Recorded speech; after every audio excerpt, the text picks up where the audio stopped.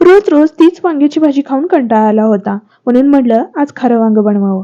तर खारं वांग बनवण्यासाठी कोथिंबीर, मिरची, 1 चमचा तीळ, 1 चमचा जिरे, खडे मसाले, खोबरं, लसूण आणि टोमॅटो घेतला आहे. आणि त्याचबरोबर इथं 1 पाव वांगी अशा पद्धतीने कट करून घेतली आहेत. ती कट करताना त्याच्यामध्ये किडलेला भाग असेल तो काढून टाकायचा आहे आणि अशा पद्धतीची कोवळी कोवळी वांगी आपल्याला घ्यायची आहेत. आता कढईमध्ये पहिल्यांदा आपण मसाला भाजून घेणार आहोत.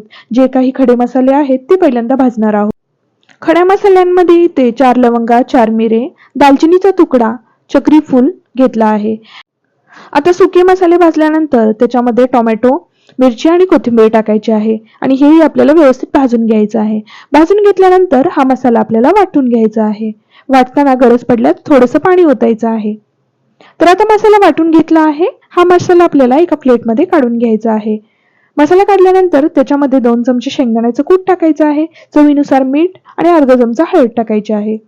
आता हा मसाला बनवून झाल्यावर दुसरा कोणताही मसाला टाकायची आपल्याला गरज नाहीये. आता कढईमध्ये तेल गरम झालेलं आहे. तेल गरम झालं की जिरे आणि मोहरी टाकायची आहे.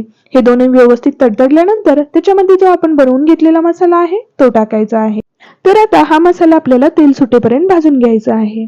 तेल सुटल्यानंतर त्याच्यामध्ये आपण जे कट करून घेतलेली वांगी आहेत ती टाकायची आहेत. वांगी टाकल्यानंतर पुन्हा आपल्याला हे व्यवस्थित परतवून घ्यायचं आहे. जर तुम्हाला सुकी भाजी हवी असेल तर तुम्ही पाणी ओतू नका, पण इथं मला खारं वांग बनवताना थोडंसं ग्रेव्हीवालं बनवायचं आहे म्हणून मी थोडं पाणी ओतलं आहे. अगदी 10 मिनिटात ही भाजी बनली जाते. तुम्ही बघू शकताय किती छान आणि मस्त असं खारं वांग बनून तयार झालेलं आहे. ही रेसिपी तुम्ही नक्की ट्राय करून बघा आणि रेसिपी आवडली असल्यास चॅनलला सबस्क्राईब करायला विसरू नका.